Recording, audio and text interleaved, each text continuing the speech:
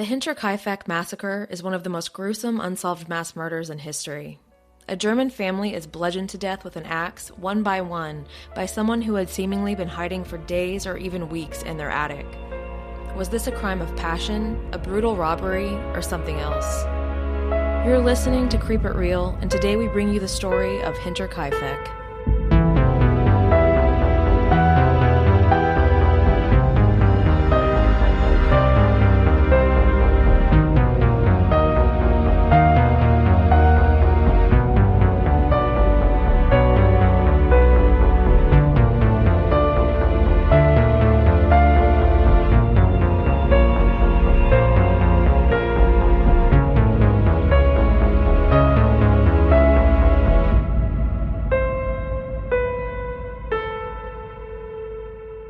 Creep It Real is a weekly podcast where we present our theories of the subjects we cover based on our interest and research. Some material may be graphic and disturbing, so proceed with caution. Dimensional stuff is scary if you're thinking, okay, people actually do disappear and are in a different dimension, and like, how do you survive there? Maybe you don't, I don't know.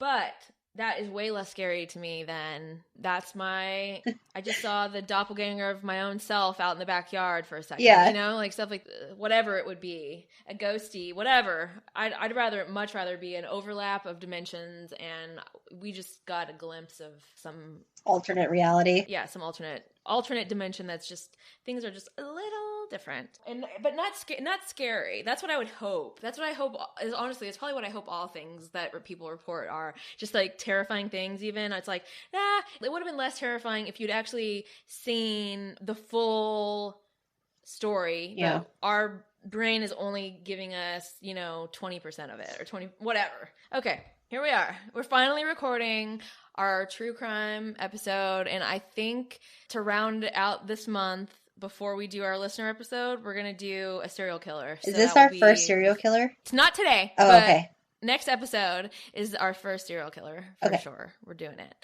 I've been like kind of, I hadn't been sure how I felt about doing them, because I don't want to...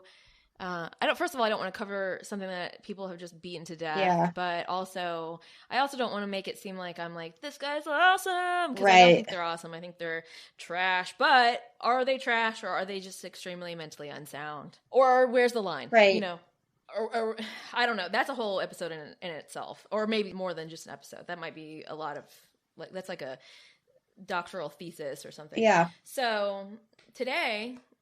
Everyone, thank you for joining. It's me, Ashley, and we've got Shy over there. Hello. You're here with Creep It Real. Okay. It's like we're doing a little PBS show.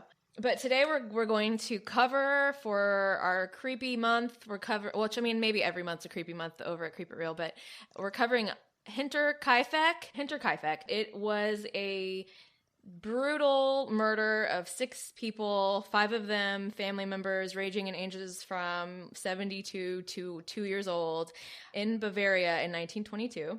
It most likely occurred on the 31st of March, and it was 5 members of the Gruber family and their maid. They were brutally beaten to death at their Bavarian farm with both the sharp and blunt ends of a mattock, which is a short-handled pickaxe. Oh, joy. That sounds like a delight. Right? An utter delight. So, axe murders. I mean, this is some brutal stuff right here. So, the head of the household at the time was 63-year-old Andreas Gruber, who was a real piece of work himself, to be quite frank. That guy's trash. 72-year-old, yeah, he's a bit of a trash person. I'm not disparaging a murdered person, but I am, because he was a trash person.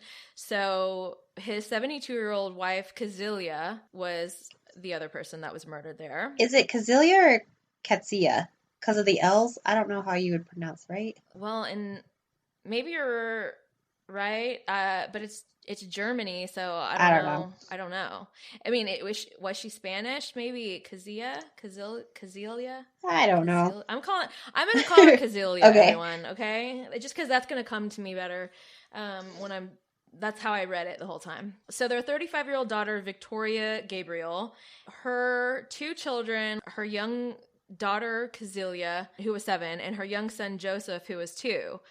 The sixth person that was murdered here was 45-year-old Maria Baumgartner, and she had just started her job as the maid of the house like an hour before they were all murdered. So unless she brought the murderer with her, poor thing started her job and immediately was bludgeoned with an axe. And I gotta say, if you've had a bad day at work, I'm pretty sure that one tops all of them. Yeah. A fun side note, Hinter means behind, because this isn't like an actual town. It's a little farmstead established area behind Kaifeck. Yes. So the family was literally incestuous. It's unfortunate. I don't really know how to take it because, I mean, we'll get more into it, but the dad was a creep, okay? Oh, and the parents might have been creeps too because they had two other daughters that ended up dying most likely, and according to people in the town, from neglect and starvation. And they said that, after they were murdered, some of the townspeople said that when Victoria, their daughter who did survive to adulthood, when she was young and they had two other daughters, that they would walk by the house and there would be children's cries coming from the basement sometimes. So yeah. I don't know. Also, this area, it seems very gossipy and judgy.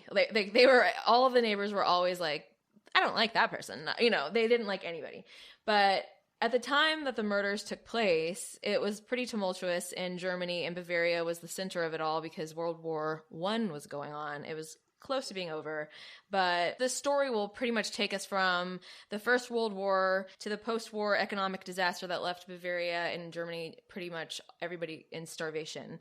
So this Hinterkaifeck farmstead was smack dab in the middle of all of this. In Bavaria. Right. Like, it was pretty self-sufficient though, so they were really, the family and themselves were really able to escape from any starvation or issues that everybody else was having with money because they were able to live off the land and their animals. And they didn't need anybody really else. The nearest settlement was 1 mile away at Groburn. It was a small cluster of farms and cottages, so it itself wasn't a city. It was just a little collection of homes. And the nearest decently populated settlement was the small town of Waidhofen, which was to the south, which you could walk in about 30 minutes. My huge thing is the history behind Kazila. What a strange, terrible life. She was born in 1849, and she did have a marriage in 1877. Unfortunately, he died, and she was widowed in 85, and then she was remarried in 86. So her first marriage, she had 4 children, and 2 of those children died in infancy. Her third son, Martin, he was killed in the trenches in 1916, and then she had a daughter, Zazia, and the second marriage, so her marriages seem to have not been based out of love, but they were more for like profit and property gain. Yeah. So she actually, when she did end up marrying Andres, it had a marriage contract and she had to sign over half the property to him. And they ended up having 3 daughters and only one who survived, which is Victoria. She survived to adulthood. Right. Because the other 2 were seemingly starved to death. Yeah. Or neglect. Yeah. It's kind of weird. I don't know why they would have done that because it wasn't like they didn't have food to give them. So that's just interesting. Exactly. The home itself, to give you an idea of the lay of the home, it was divided into 2 sections. There was the residential part and then the barn and stable and livestock area. So the residential part was a lot smaller, and there was it was separated by a dividing wall, so that obviously you aren't in the same house as your pigs and cows, right? But there was an attic that spanned the entire building that did not have a dividing wall, so you could walk from the barn to where the house is without anything stopping you. Okay. That will come into play later on. Like Shai said, that the initial owner was Kazilia's first husband, and at the time of the murders, the property had actually been passed on to their daughter Victoria for reasons that we will discuss as we go.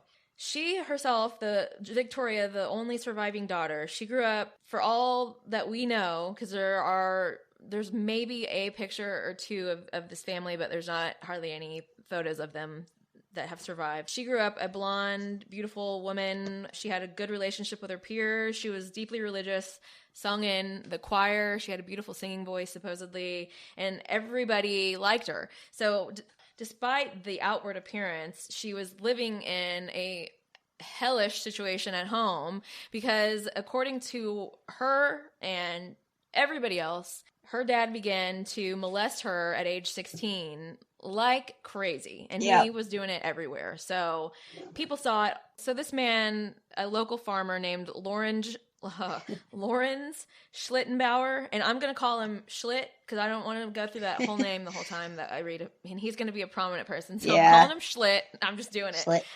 He made a statement to the police at one point. It said, "It was also known that the old Gruber often had sexual intercourse with his daughter. She told me herself how her father had started to have sexual relations with her from the age of 16, and also told my first wife how she was unable to stand the sight of her father because he was always forcing himself on her." Which, that's terrible. I mean, the whole thing is so awful. You have a puke bucket? It just sucks. Yeah, I know. Her whole life must have just been a miserable thing. Yeah. Also, most people in the area thought that her father was actually the father of her children. So great. It's very disturbing and gross. You know, she was being molested by her dad left and right, and she thought maybe she could escape it by getting married. On March 4th, 1914, she ended up marrying Carl Gabriel, who was the son of a nearby farmer. And in this area at this time, they were just marrying whoever lived near them. It was like, you have the house that backs up under my property. Let's get married. Yeah. And it was all for, preservation of property and name. Yes. It wasn't, right. It was like hardly, and look at the economy too. Get in where you can because who knows who's going to be dead tomorrow. Dire straits. Right. Yeah. If you don't have a self-sufficient farm, you're going to starve to death. Yeah.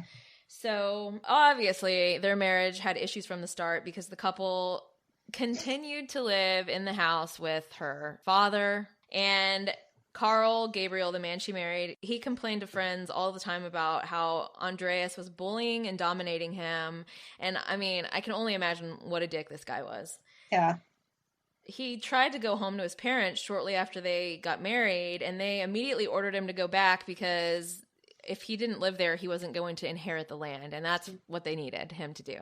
So he went back. In the summer of 1914, Victoria became pregnant, be it from Carl or her dad, I don't know. The pain and agony of just like daily torture, not knowing if your child came from your father or your husband. Yeah. Ugh, yeah. Man. The dynamics of this family seem so weird that obviously, when I was reading the book, I was like, did this make her a little... Obviously, it's going to do some serious... damage. I don't know if she's evil or if she's just maybe pragmatic about certain things. There are some things that she's... Anyway, we'll get to it in a second. So, shortly after she got pregnant, war erupted in Europe, and Carl saw it as a chance to escape the unhappy marriage that he had gotten signed up for. Really. So he signed up to fight. I mean, how terrible. Right? He thought it was that bad. Like, I'm just going to go to war instead. Get me out of here. Yeah. I'm going to the front lines. So in November, the deed to the deed to the farmstead was signed over to Victoria, and it's believed it was because they were assuring Carl that he had something worthwhile to come back to, which I felt to be a little sad because he has a wife and a child on the way. But, the land. And in December, right after he arrived, essentially, to the fight. Sorry. He was I'm sorry. At the Battle of Artois, he goes missing and is presumed dead. It is said that many of his comrades witnessed his death, which was by a grenade. I'll talk about it later. It's possible that he actually died. He was presumed dead. That's it. He did not come home. Victoria's mother at the time told her neighbors that here's the divorce that she's always wanted. Well, there you go, putting a positive spin on it. There's always a silver lining. You're right. For Carl's parents, his death was a terrible blow, both personally and financially, as the farm would now not be passed to him, and it would probably be going to whoever Victoria married, which was likely to happen anytime soon. So that was disturbing for them for sure. They were distraught. In January, Victoria gave birth to her daughter, which she named after her grandmother, so it was Cecilia, and she made Andreas her legal guardian, which I'm like, did he make her do this? Or is it just a Munchausen syndrome type of thing? Because I would never want my father who rapes me on a daily basis to now have legal guardianship of my daughter. God. I mean, I guess also to save it from being an illegitimate child, as that was a thing back then. Yeah, I mean, if you had an illegitimate child back then, it was like the worst thing you could do. It wasn't great. Mm-hmm. No, yeah. So it's possible, but still. Yeesh, yeah. A few months later, a maid walked in on Andreas completely naked in full-on copulation with his own daughter. So she went to the authorities immediately. Both Andreas and Victoria were arrested and convicted of incest in May of 1915, which, I mean, I think now we realize she shouldn't have been arrested, but... That's what blows my mind is, wait a minute. It's like nowadays when a young woman gets forced into prostitution and they're like, well, you're going to jail because you're a prostitute, even though you just told me your pimp beats you if you don't. Well, okay. There are definitely some messed up situations that still go on, but I would hope in this day and age, I mean, I don't know. Now that I think about it, I've heard some stories about fathers having incestuous relationships with their grown daughters, of age daughters, and they get in trouble. But in that case, it's still a really messed up power dynamic there that I don't know that it's just one of those, another one of those very hazy situations where really are we gonna punish the kid who's just wants a dad isn't and it somehow has allowed this guy to do this, I don't know. It's probably years of grooming too, conditioning. God, I'm thinking about cases where like they weren't raised by the father and then they meet up later on and then become this thing.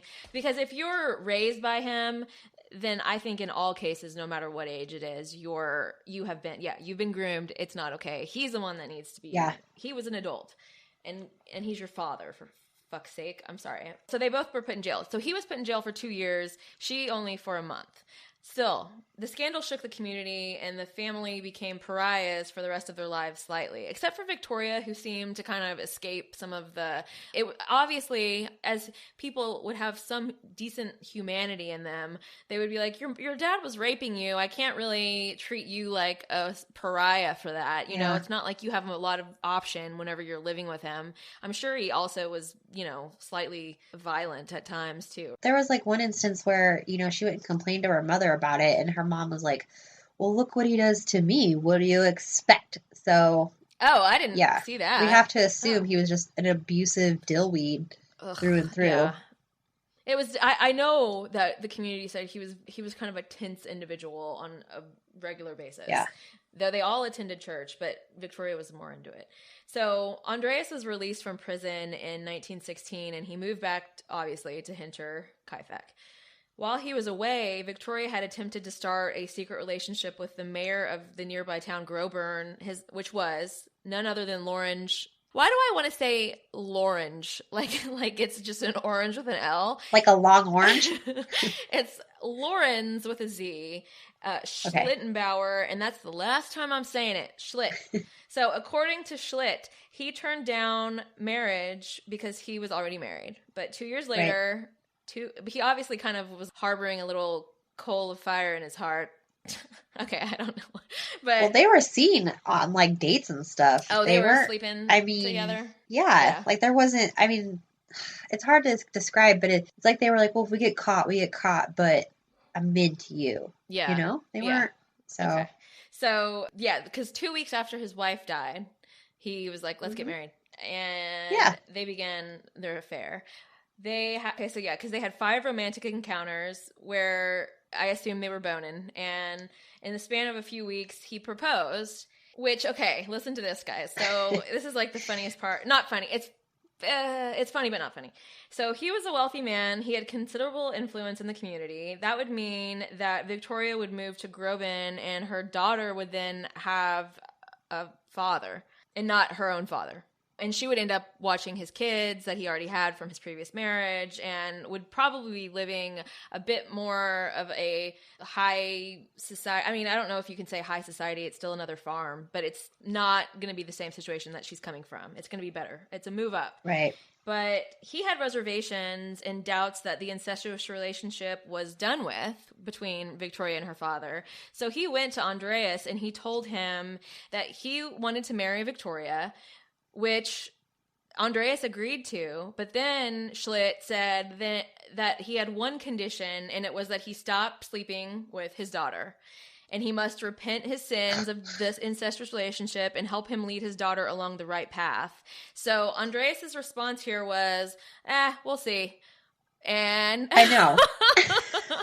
I mean, I laugh now. It's terrible because it's just showing he can't let her go. You know, he cannot let her go. I guess I'm laughing because it's kind of unbelievable. I could not believe it. I was like, you would think being approached by somebody who is obviously going to give your daughter a better life than she has now, but your condition is don't have sex with your daughter again. And he's like, I can't make that deal with you. I know. But how about you just marry her? Weirdo. And then I'll continue to have sex with her. Like, no, creep.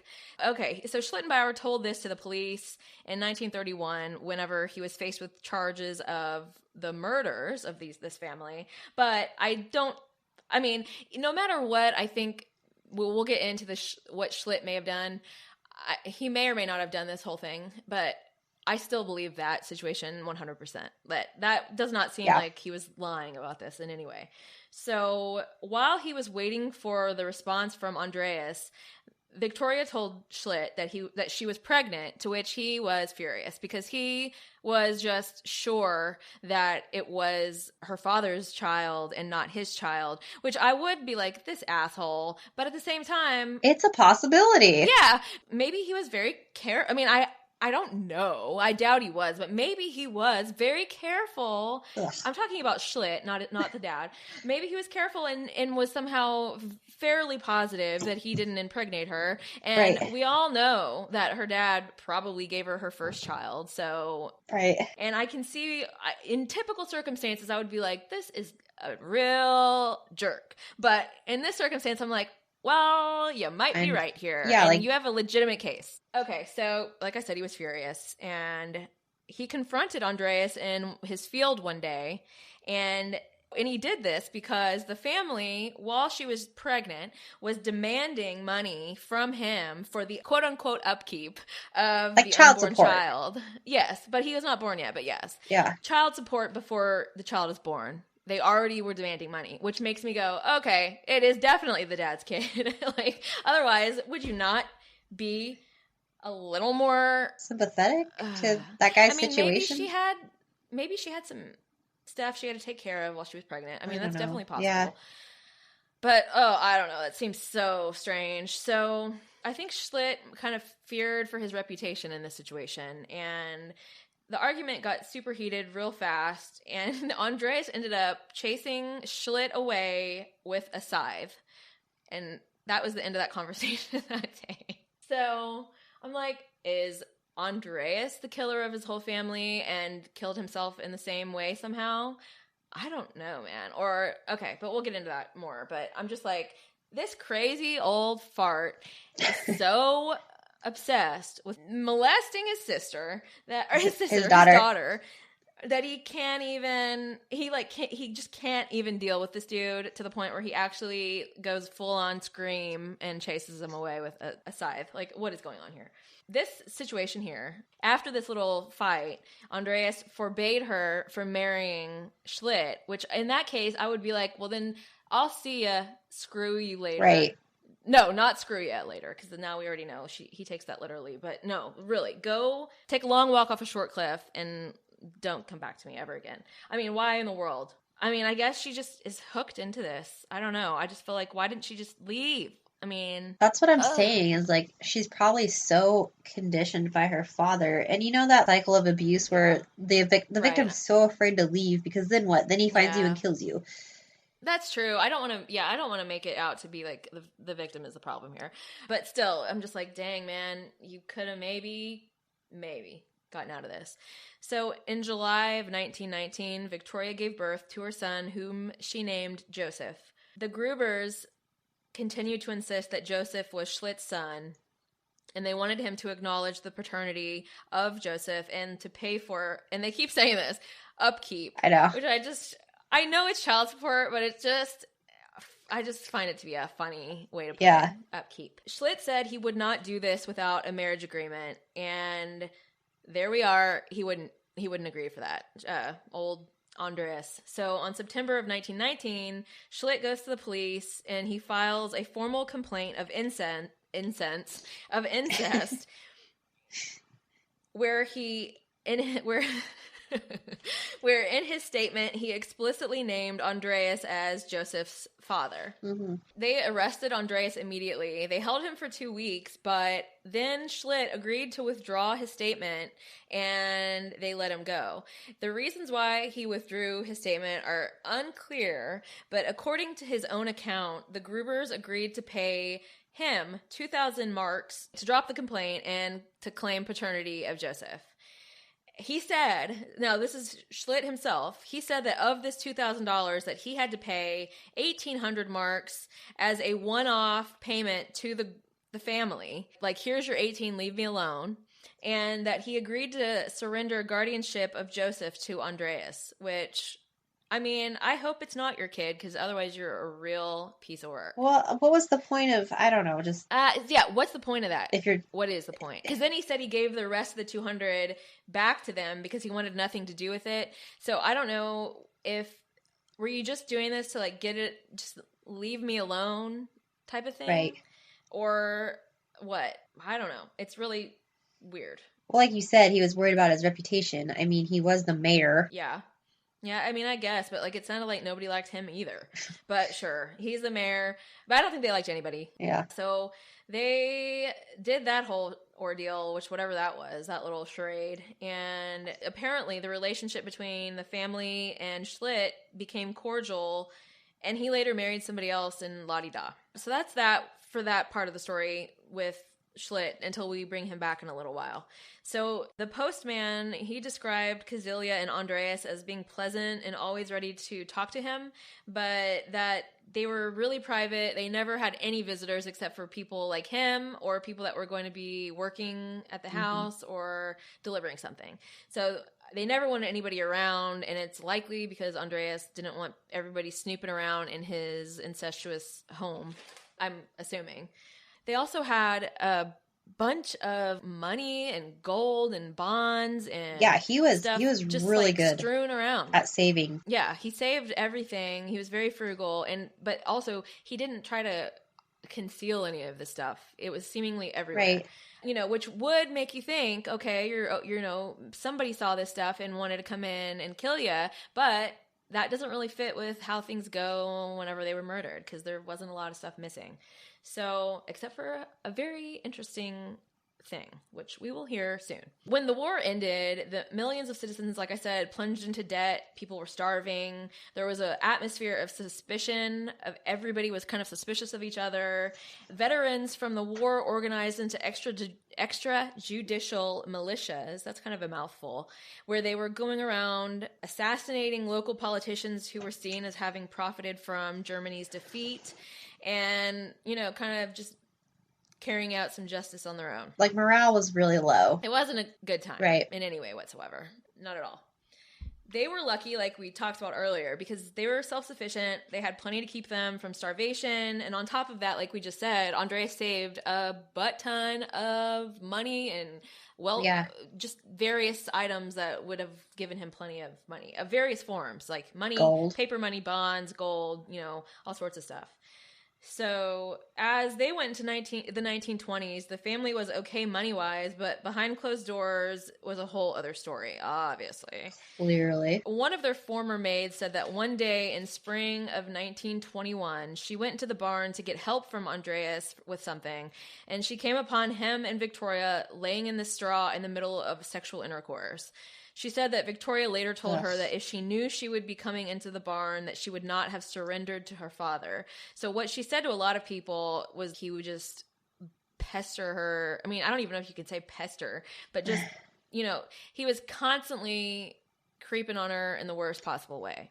Constantly. Well, she even like made a statement at one point that she just couldn't keep up with her father's needs, I'm just like, where is my puke bucket? Gosh, that is so disgusting. He is disgusting. The maid said that on one occasion he heard Andreas tell Victoria that she did not need to get married because as long as he lived, he would be there for her, which she took to mean he would always satisfy her sexually. Cool. On March 25th, 1922, a young classmate of Casilia named Sophie Fuchs was walking through the woods at night with her mother when she came upon a woman in tears. It was Victoria, and she was shaking, sobbing. She was scared out of her mind. They were like, what is wrong? What is wrong with you? They knew the rumors about how her father had been arrested and put in jail for molesting her, and they thought it was probably still going on, so they thought that's probably what it was. But she wouldn't say what was wrong exactly. She just told them, according to their first statement, she told them she needed to get away. She just needed to run away. Sophie's mother was kind to her, but she told her to go home, which I'm like, okay. I know. Great job, Sophie's mother. I don't know. Sophie's mom. Yeah, so she did go home. I feel like this is one of those communities where everybody knows everybody's business, but doesn't want to get involved in everybody's business. So it's like out of sight, out of mind. Right, exactly. Ignorance is bliss type of ordeal. Yeah, I mean, there's plenty of that goes on. I mean, half the people in the world, more than that probably, just going around life nowadays, that's them living in a cloud of oblivion. Just what? Right? Better to not know or not think about it. But anyway, she was really, really scared. And so this was just a few day or two prior to their murder. I'm really curious about what this was. I mean, she's endured the abuse with her father. Is it coming to a head where she's like, I can't take it anymore? Or did something else happen? What exactly? Did she bring somebody into the house? Took on a secret lover or something, and her father found out and was like threatening all of them. I mean, who knows? I don't know. We will never know. But I mean, there are a million possibilities. Now, she in the past days Victoria had told friends that she had seen a strange man in an army coat at the edge of the woods watching the farm, and that when they saw her looking at him, the person, that they would disappear into the woods, which that's scary as hell. I was like, right? Yeah, I know. Gross. And to me, it's like if something like that happened, why would you not contact the authorities? Because her father is like, I don't want authorities around my house. Well, exactly. But man, okay, it gets weirder because I'm just kind of blows my mind how he handles everything. Right. Yeah, it definitely does. So she went home. Bad mistake, I think. On March 30th, Andreas got up early as per usual to do his chores, and he found something that unnerved him greatly, which was a local Munich newspaper. And they didn't ever specify where it was found, but it was found in the home, and maybe in the barn. I'm not sure, but I think it was inside the home. Like, yeah, it was inside the home. But they knew that no one in the home had brought that paper into the house. It was just at the time, it was just the 5 family members. The maid had quit, and the new maid hadn't gotten there yet. So he thought it was the postman that perhaps brought the wrong thing to their house and left it inside. But he challenged the postman. I think it sounded to me like he kind of was like raging at the postman for a brief moment.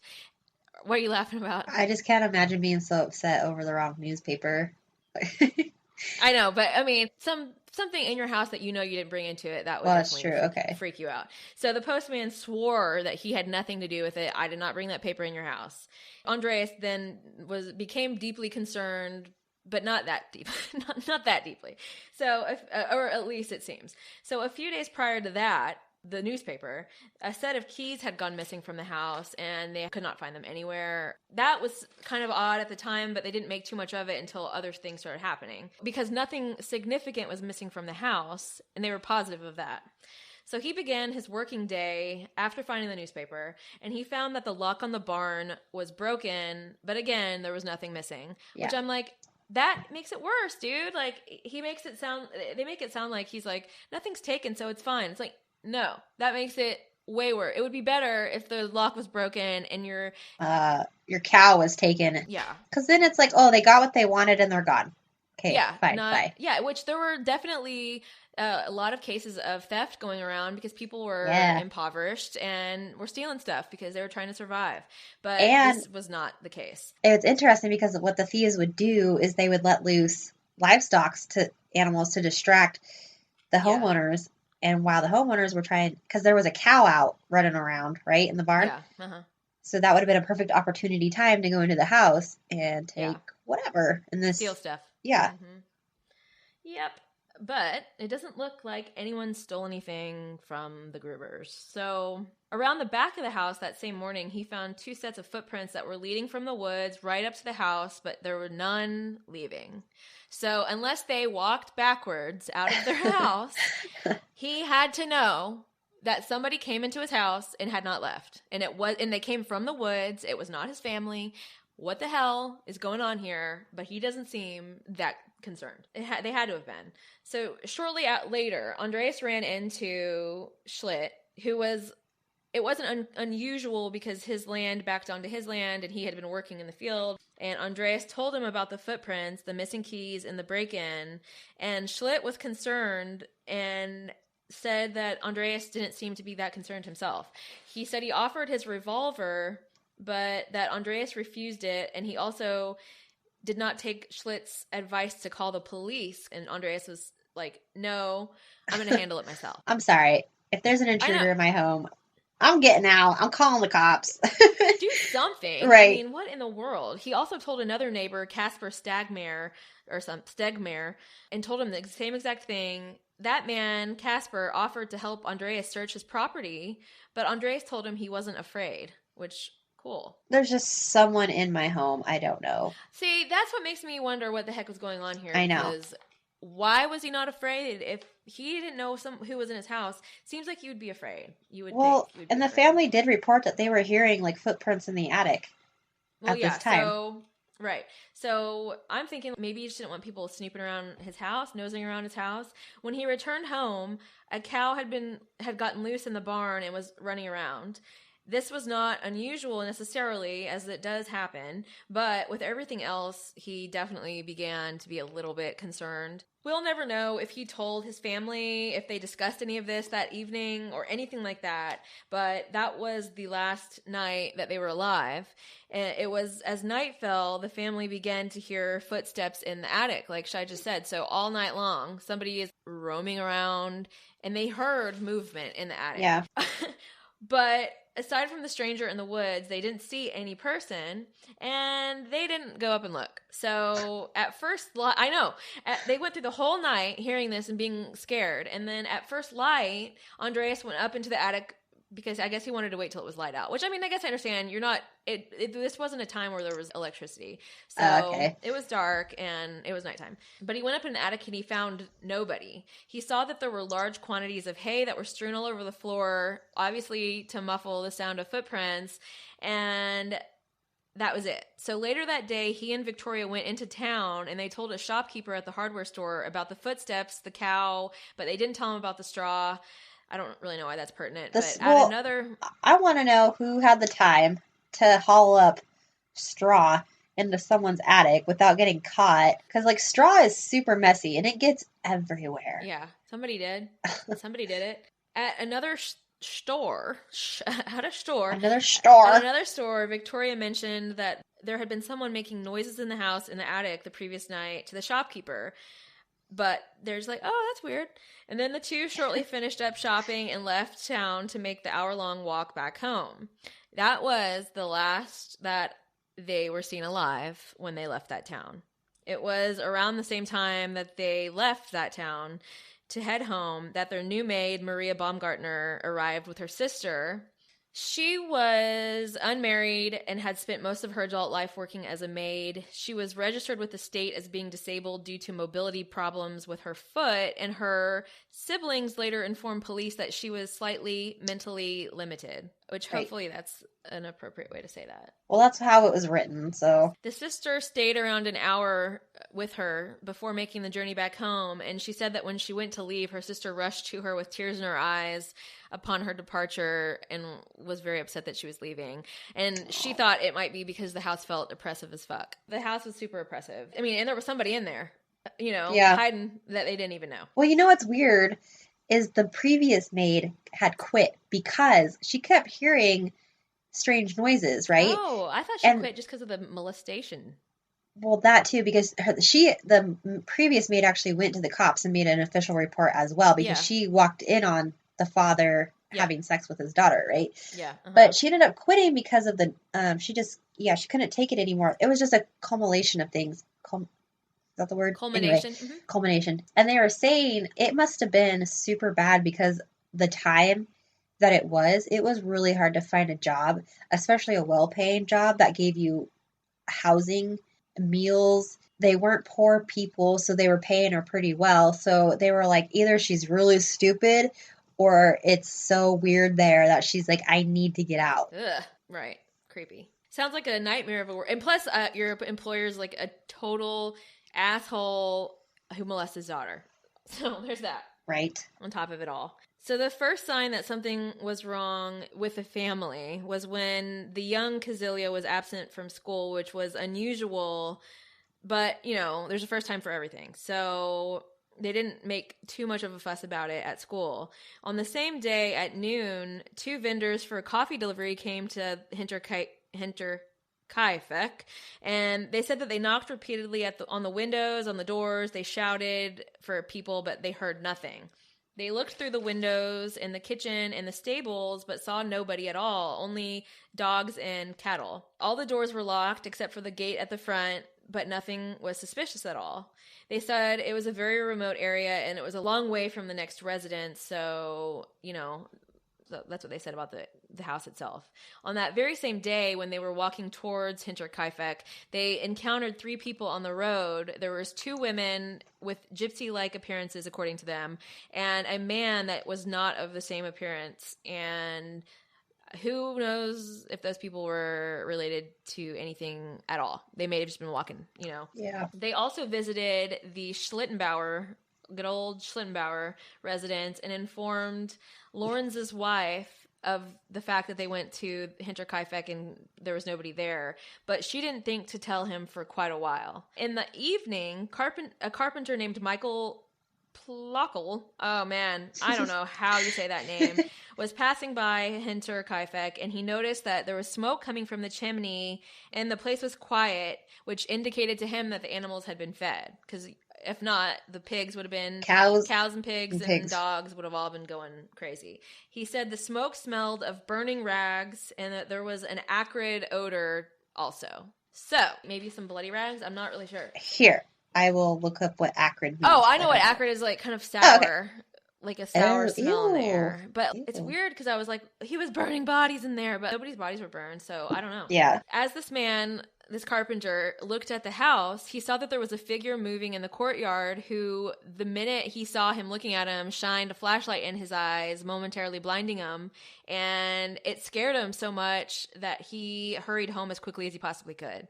So just a little interesting tidbit, because whoever that was almost guaranteed the killer of this family. And it gave him, it spooked him enough to just run home. I don't know. He must have given off a bad vibe. Creepy vibe. Yeah, major creepy vibes. So on Sunday, the family didn't attend church, which was especially out of character for Victoria, who they said rarely missed because she sang in the choir every Sunday. And I want to say maybe the church was like her escape from home. Sure. That's why she was so involved in it. It seems like, anything you can do to get out of that house. Yep. The Grubers had a neighbor named Michael Powell something, and he was out working the fields in early April, and he was struck by the silence at the farmstead, that even the animals were super, super quiet. He noted that before he ever knew anything was wrong. So on Monday, April 13th, the postman came to the house and noticed that Joseph's stroller was not in the kitchen as it usually was when he visited, but he did notice that the kitchen door was ajar, so he assumed that the family was inside somewhere. On that was actually not April 13th. It was April 3rd. On Tuesday, April 4th, 20-year-old Albert Hoffer came for a prearranged appointment to repair the diesel engine at the farmstead, and the first thing he noticed was that the dog was barking and had been shut in the stables. He said that otherwise the house was closed and dark and there was no smoke coming from the chimney. He knocked and he waited for quite a while. And in the distance near the woods, he saw a man moving in the fields, which he assumed was Andreas. So he kind of sat around for a couple more minutes waiting for him to come greet him, but he never did. So he decided to go just start working on the engine as best he could without the family letting him in. He gained access to the motor shed, and he worked on the engine for approximately 4.5 hours and made a ton of noise. He said he had to test the engine, so that was very loud, and he whistled while he worked the whole time. And whoever was there had to have known he was there, so It wasn't a secret. When he was done, he decided to go back to the house, and he noticed that the dog was now tied up outside the house, and that he had been around the dog many times previously, and the dog was acting completely out of character. He said it was in a terrible temper. It was growling, it was snarling at him, and it had a huge gash across its eye as if someone had slashed it with a sharp implement, which I'm like, how dare you? I know, But I'm like, yes, oh, this oh, not the dog. No, not the dog. But this, it fits along with everything else. So the barn was then wide open, but he could see nothing inside, so he didn't go over to inspect. He knocked on the front door again and tried to open it for himself, but it was now locked, even though when he had first gotten there, it was ajar, and he decided that someone had come and gone, but they didn't hang around or come greet him or anything like that. So somebody was there. He rode his bike to Schlittenbauer's residence and told the daughters of Schlittenbauer that he repaired the engine, but nobody was there. He then went to Hinterkaifeck, which is another, voter means some other directional word, and he told them that the Grubers seemed to not be home, and the farmer at Hinterkaifeck told him not to worry too much. He was concerned though. He then went to the mayor of nearby Gregor and told him the same story. So he let all these people know that they were seemingly not there. At 3:30 p.m., Schlittenbauer returned home, and his daughters told him what Hofner had said about the Grubers being gone. He immediately, this is what I was like, huh?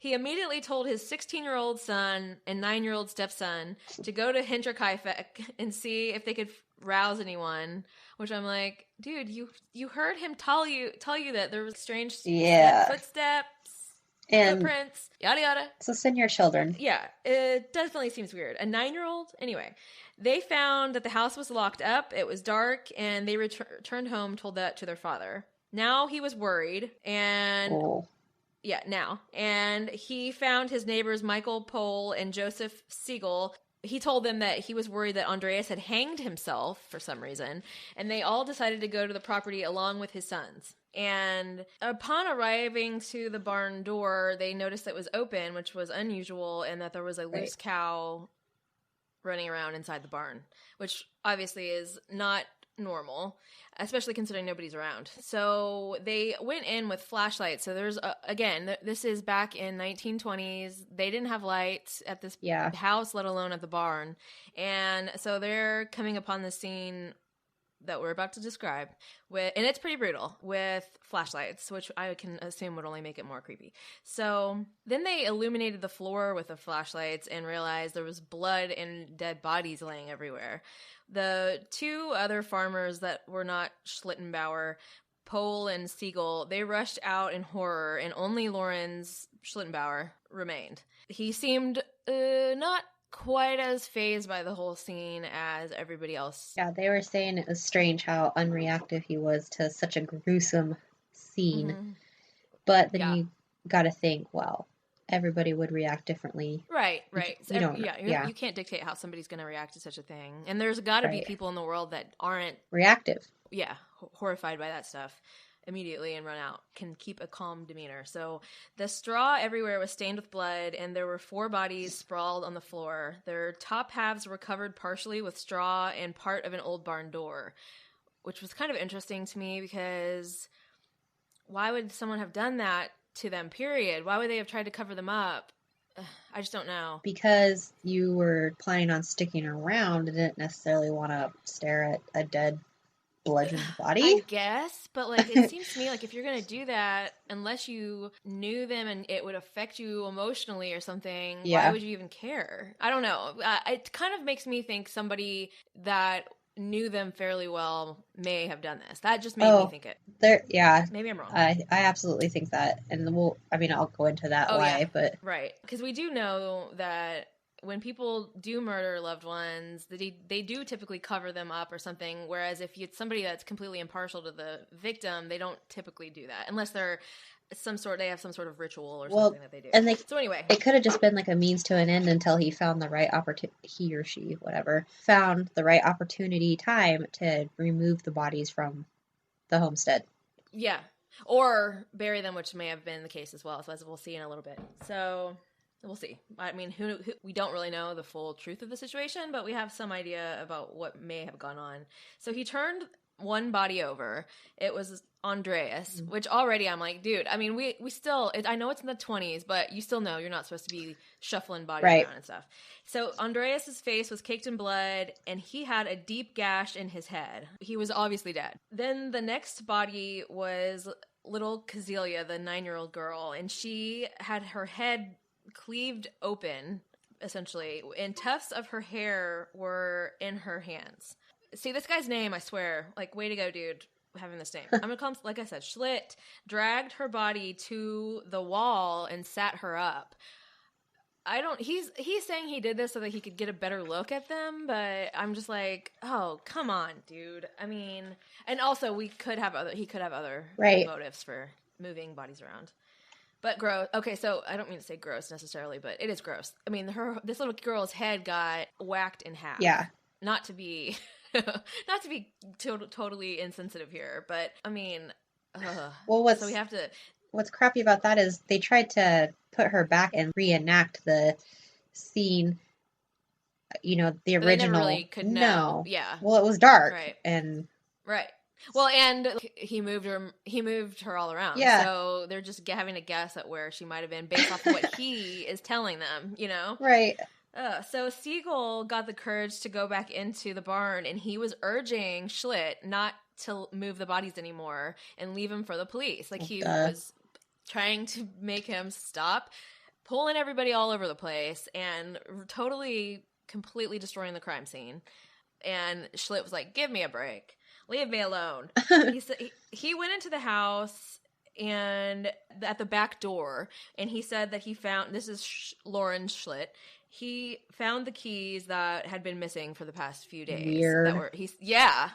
I mean, okay. Coincidence. I don't want to 100% say this guy did it, but it's so suspicious. All of this it is. So suspicious. But maybe if there was another killer, he left those keys in the door because he was probably there or had just escaped or something whenever they started looking around. Because it seems like this dude was staying around. Yeah. So then he claims that the one thing on his mind was his son that he was kind of forced into claiming paternity of, Joseph. Right. That was the thing he was concerned about. This is the 2-year-old. He rushed into the bedroom. The 2-year-old who is literally in a crib. Right. And he rushed into the room. He found Joseph in his cot, and his head was caved in with such force that the blood spattered all over the floor. Well, and it's like a crib with a cover, right? Because they said the crib was destroyed. Like someone came down through the top of the crib into this poor child's head and just... I mean... That seems so personal to me. Like, why? Yeah, I mean, or... Is it personal or impersonal? I don't really know, but regardless, it's pretty terrible. That's pretty rough. I mean, there are people out there that just kill kids without thinking about it, and I don't really like to typically act like a kid's life has more value than anyone else's. But such an innocent, 2-year-old. They've never done anything. Brutal. Yeah, totally brutal. You would think it seems awfully impassioned. But we'll continue. Joseph's body was partially covered with one of his mother's dresses, which again seems pretty strange. Inside a room, he noticed that there were legs under a checkered blanket, and it was Maria Baumgartner, who was killed the same way as Joseph, on her bed. Her suitcase was unopened, and she hadn't even unpacked it yet. This is the new maid. Yes, who literally arrived an hour before she was killed. Yeah.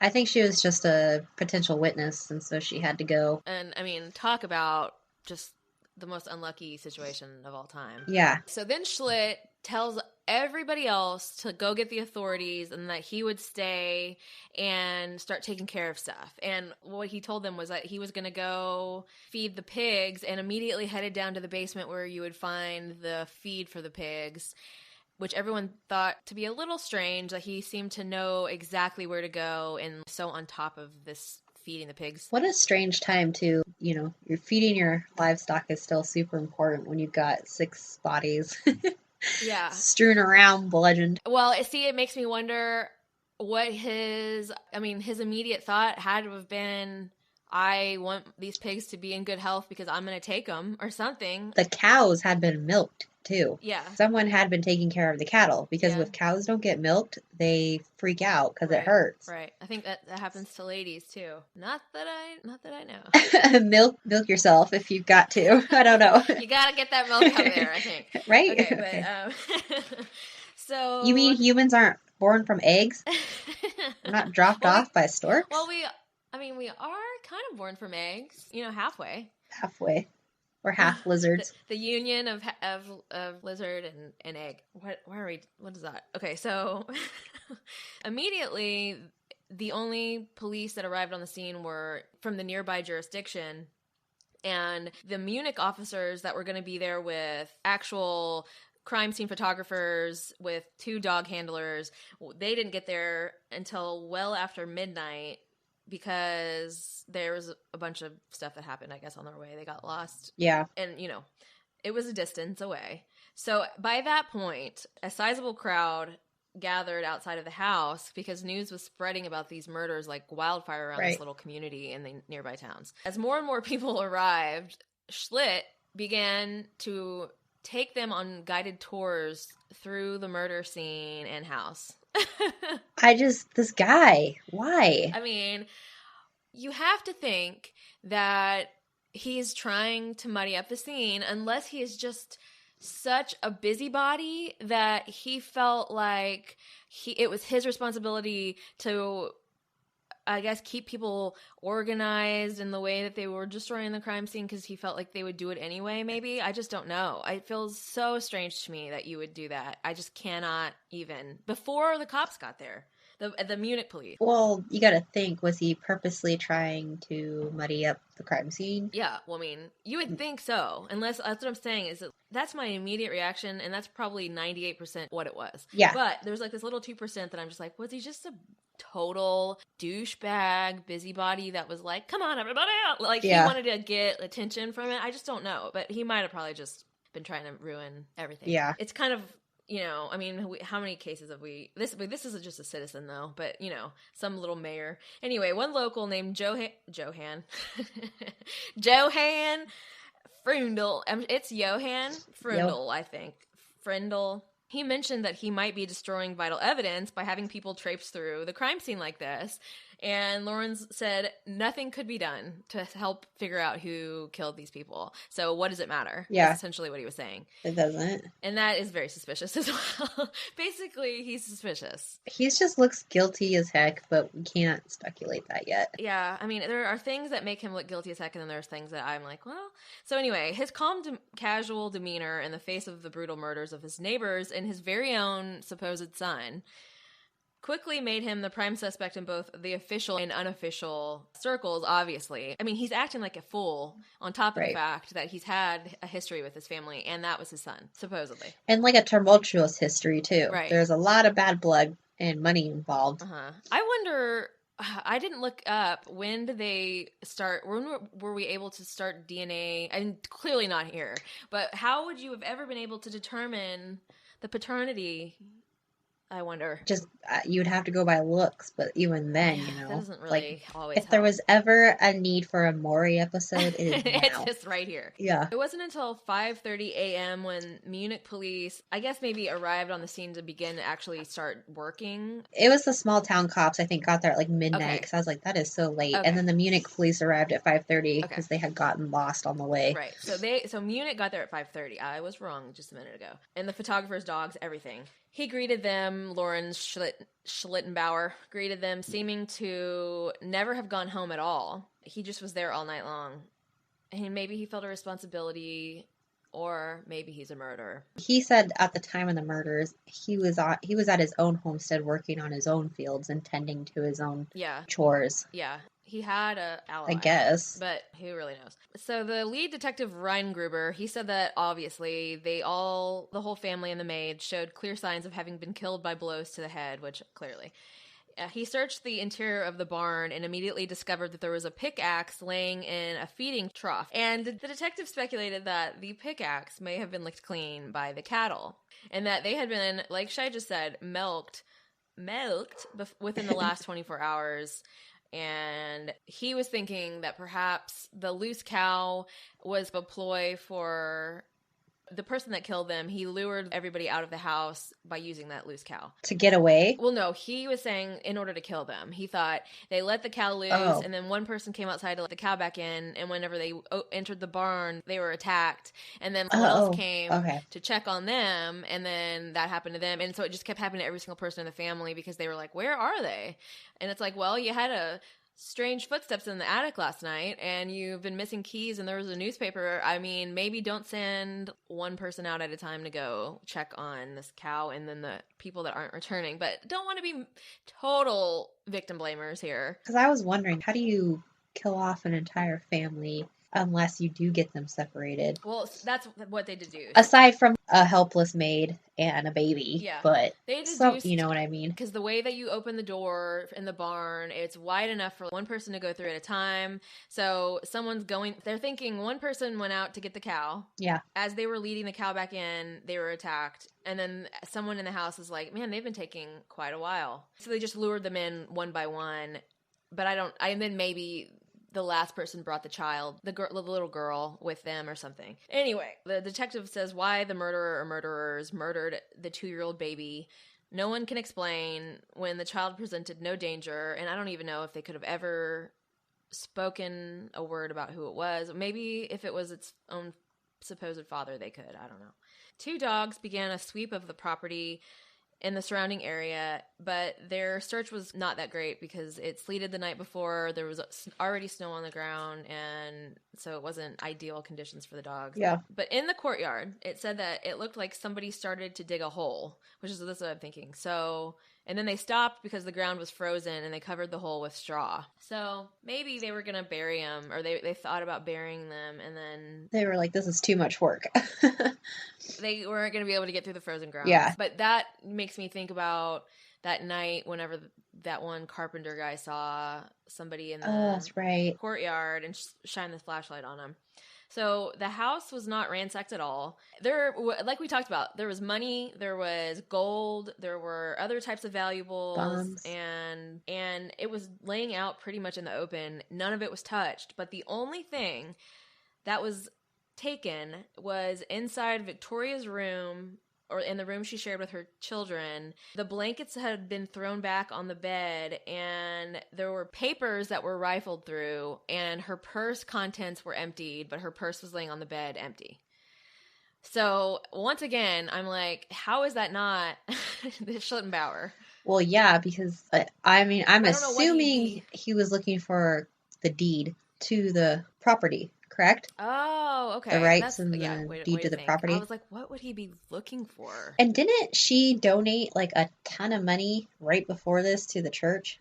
Or yeah, she did. But so that's also weird because I don't really understand why that would have happened. Yeah. So yeah, there was an envelope of money laying right by her purse that was not taken. So yeah, I mean, there was a document, obviously, and I wonder if they found the deed because I don't think they mentioned that at all. Possibly.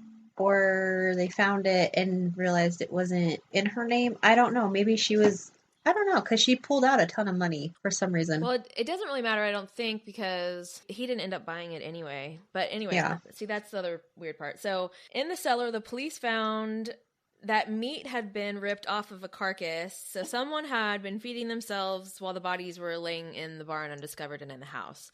They searched the attic in the loft, and there were depressions in the hay, like someone had been laying there. Like we said, that there was hay scattered around on the floor, and there was a rope that was hanging from the trap door so that somebody could drop down to the floor of the barn. So somebody had a system here. I mean, they were pretty comfy in there. They weren't not prepared.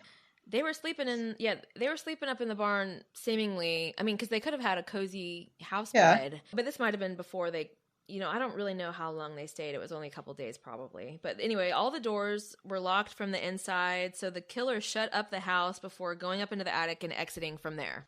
He also saw that there were roof tiles that were loose in the attic, and whenever they were raised, it would give you a good view of the courtyard so that you would be able to see people who would be coming and going. So likely all those people who had come and gone in that time period since the family was killed had been seen by this guy. And it's curious to think that one mechanic was there for like 5 hours, clearly making a ton of noise, and he wasn't murdered. So there's got to be something personal, and it wasn't just some random killing. Because that guy was looking around. It wasn't like he was just going straight to the, wherever they kept the engine and straight away. He had access to the house, and it's not like he was a stranger to the property. So it's, it still does seem pretty suspicious and very much like a more of a passionate type of situation. Like something, the cops found bacon rinds and poop in the corner of the attic. So there's that too. And we're talking Gross. Human poop. Poop. Human poop. Was it Burke? Burke Ramsey has been killing people since the 20s, somehow. Allegedly, I guess I have to start saying. Allegedly. There were small bloodstains in the kitchen, but they thought that it was just a matter of the murderer dripping blood from the murder weapon as he carried it through the house to go kill the baby and the maid. Not that they were killed in the house and dragged out. At 3 p.m. the same day, the police left Hinterkaifeck, and they were done after 9 hours for good. They never came back. The responsibility of the investigation now passed to a Judge Weissner and his assistant Schaefer. They arrived in the late afternoon for their own more thorough investigation. Schlittenbauer's moving of the bodies obviously created an entirely crapola investigation for these police because you have just destroyed everything. It cross-contaminated things. You brought strangers through the house. Are you a complete moron? Yeah. Or yes, just doing this on purpose? Exactly. The positions of the bodies, initially where they landed, were vital to figure out the order in which they were killed and whether they entered the barn under duress or not, but they could only rely on witness testimony, which we know that the two other farmers ran out immediately, so I guarantee they didn't get a good picture of what happened. And then this guy is maybe a killer. So trusting what he says is like you're believing somebody who is obviously trying to spin a tale. So they concluded that all the corpses had been killed by blows to the head, and that the 9-year-old Kazilia had a transverse gash coming from the bottom of her chin up, which, yep, across her face. So they were lured to the barn one after the other, and their screams would not have been heard from the inside of the house, which they did experiments to test this, and they could not hear anything from inside the house whenever you're in the barn. They think Maria was surprised from behind, and then Joseph was killed last. There was a half-pound lead shot that was found in the maid's room, and a local firearm dealer and former maid both confirmed that Andreas did have a shotgun, but wasn't really using it, I guess, for protection in this situation. For some reason, though, they found 0 firearms on the property. So... And that's strange, because you would think a farmer, of all people, would have at least something. He had a couple, but they didn't find them. So I do wonder why that is. That's kind of strange. Huh. I wonder why would guns be more valuable to take than money? The only thing I can think is because of the economy. Maybe weapons and ammo were so expensive. Maybe. Or hard to come by. Oh, well, I mean, there was like a lot of the militia stuff going on. That's true. Maybe people felt threatened or unsafe with soldiers coming back that possibly have PTSD or... And I guess you also wouldn't, maybe they don't want money. I don't know why they wouldn't want the money, though. It seems like they would have just taken some money. I know. Anyway, it's assumed that the victims died on March 31st, sometime between 7:30 a.m. and 12:30 p.m. The escaped cow was significant because years earlier, gangs of rural robbers, they were named the Schmaders, they deliberately released livestock to lure victims to the barn, and then they would rob them. So possibly it's either these people or someone employing the same tactics. But again, it seems kind of strange that the only thing they took was a couple of guns. He didn't have a ton. I think he might have had 2. So I don't know. The forensic, it's really weird. So everybody was dressed in their night clothes, which means that they were likely lured from bed and by this loose cow, perhaps, and killed off one by one first thing in the morning. There was, like I said, significant amount of money. Everything wasn't concealed. The only items that were stolen were the contents of Victoria's purse, but also maybe these firearms. And it just seems like it wouldn't have been just a thief with all of that stuff laying around. Even if you weren't going to take paper money, wouldn't you still take gold or something, something like that? I don't know. Something of value, yeah. On April 6th, a autopsy was performed in the barn itself by a doctor. Listen, I'm not going to say his last name. So he decided that the murders were carried out with something resembling a pickaxe. That young Kazilia's jaw was smashed, and there was a blow going down to puncture her neck, leaving the gaping wound. Her skull was also attacked with several other blows, like the one that... Maybe the transverse one went through her entire skull and came out her neck. Ooh. So because there were chunks of hair that were torn from her scalp, the doctor deduced that she lay conscious but incapacitated for hours and tore out her own hair in despair. Which she finally died from shock through blood loss. That's gruesome. Like after 2 to 3 hours. I was like, oh my gosh. Andreas was killed with the pointed end of an axe, sustaining several blows, and his face was shredded on the right side that exposed his cheekbone. The older Kazilia was attacked with 7 blows to the head. 1 cracked her skull. She had a black eye, which suggested that the initial blow to the eye caused her to stagger backward, and then she was attacked with the pickaxe. This is the mother? Yes. Okay. So both Andreas and Kazilia got some serious stuff done to them. Because 7 blows seems kind of excessive. Yeah, you would kind think. of I mean, that's angry. obviously. I mean, but even the child had a ton. The girl, she had several, so probably 2 or 3 or something. But still, I mean, 7 and 8 and whatnot, that's a bit much, probably. Especially when you're doing it with that weapon. That's overkill, yeah. Victoria was strangled, and she had 9 star-shaped head wounds that they believed were possibly from the blunt end of the pickaxe. So they weren't from the sharp end. And the right side of her face was smashed, and so was her skull. And then Maria's skull had been penetrated at the depth of 4 centimeters by a heavy pointed implement. And they also attacked her crosswise with several blows to the head. I mean, you have got to be a brutal son of a bitch to be able to do this to somebody. Well, you're feeling quite a bit of rage, I would say, over something. Holy moly. So Joseph had sustained a single hard blow to the face with the blunt end of the instrument. And I guess that was it. They concluded that it could be the pickaxe that they found in the trough, but it was likely something smaller, like a crosshoe, and not the pickaxe that they found. And I did read, they were saying that Schlitz guy came over with a mattock, right? Oh, did Yeah, he was like, this is, but he's like, this is my own personal mattock, but it wasn't the weapon. But he's like, you mean one of these? Yeah. And they're like, yeah. Well...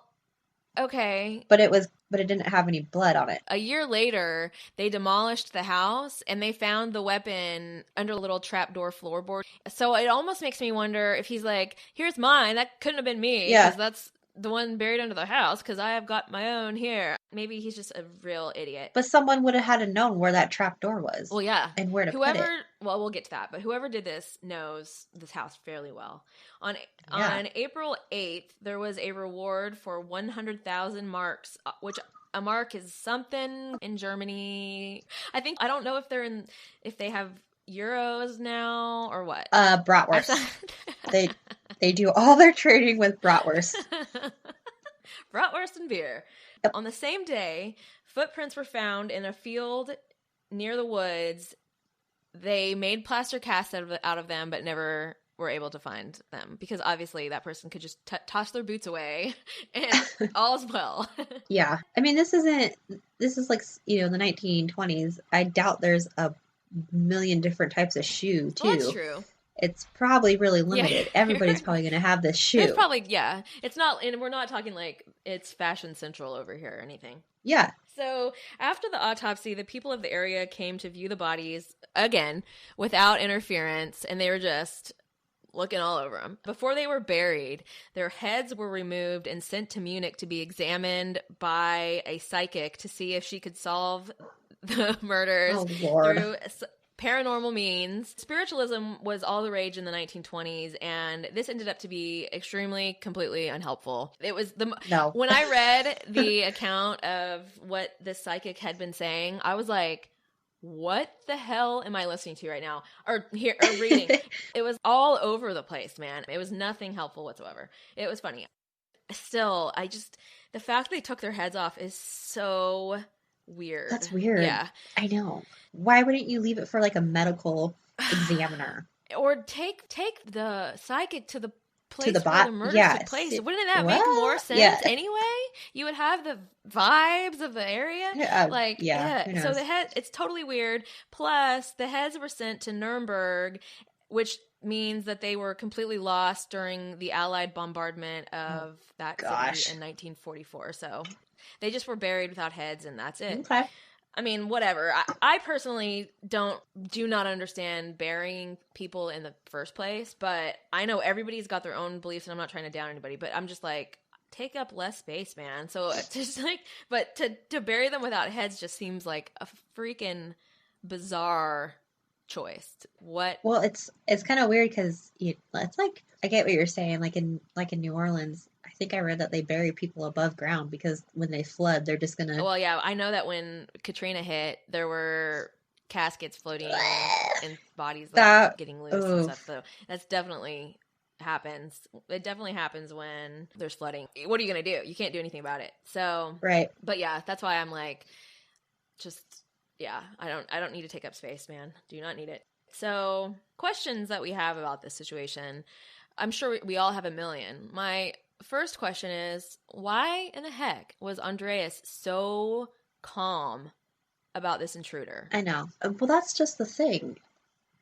This all could have been prevented if he would have just went up there or gotten Schlitz himself to maybe come over or call the authorities. Hello, well, see, someone's in your house. That's what makes me wonder did you know this person?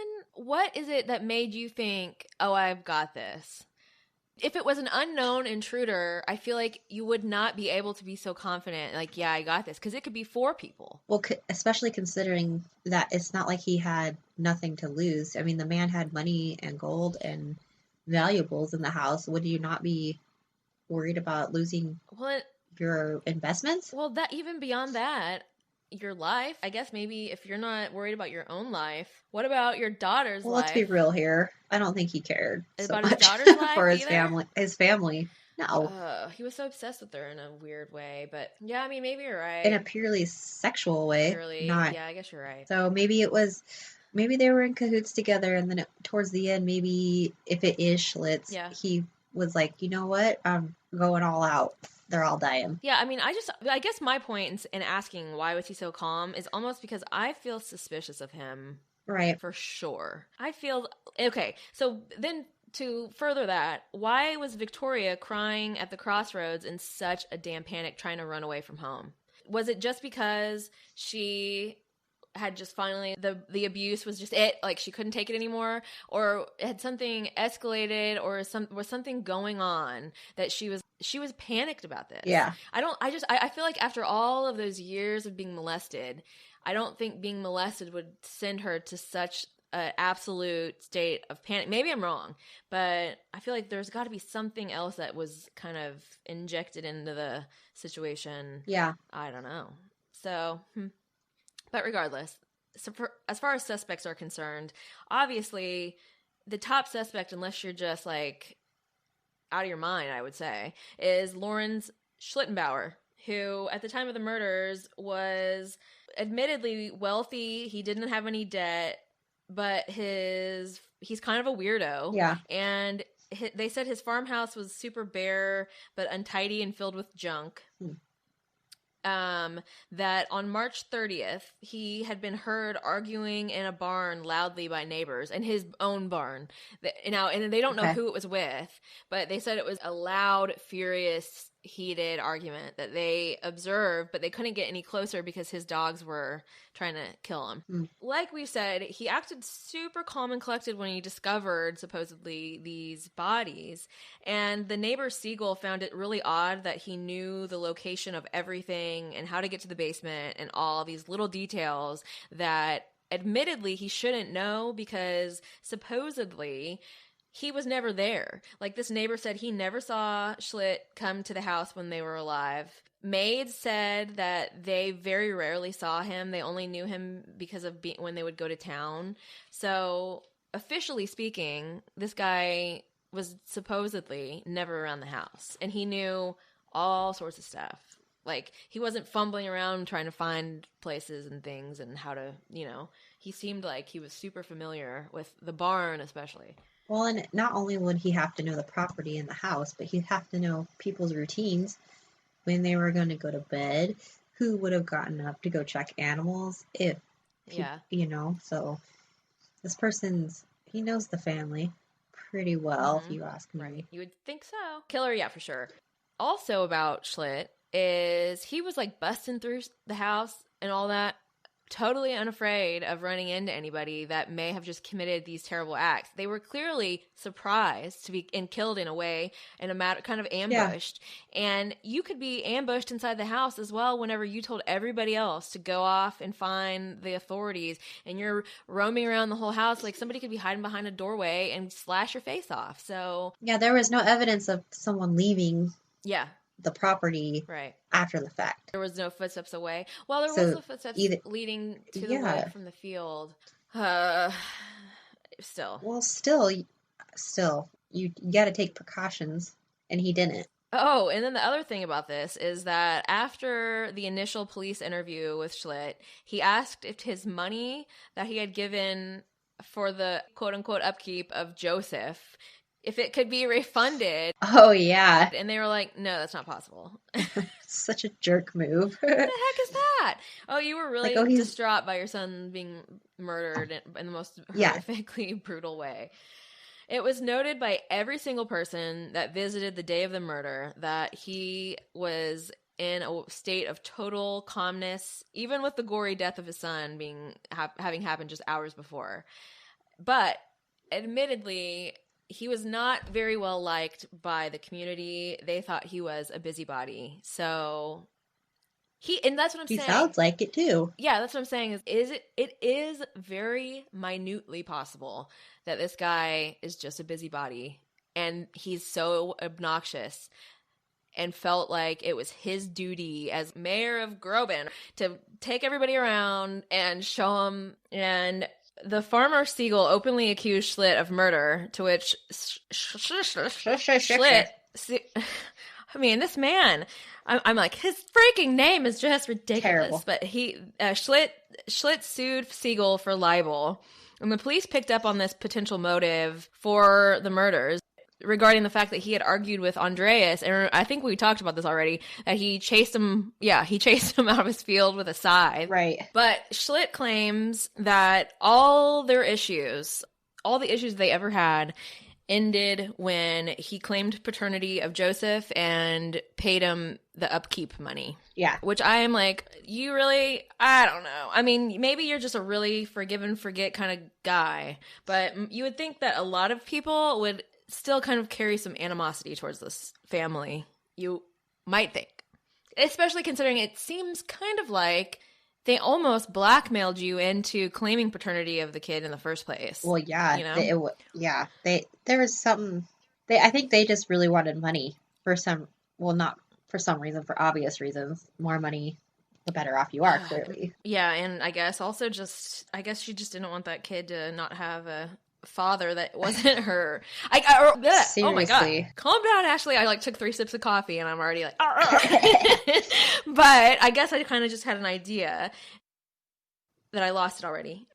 Oh, well, maybe Andreas's motivation for being such a crazy pants was that he didn't want anyone to try to claim that his daughter's children were his. And so, whatever he could do to try to get that suspicion off of him, he would do.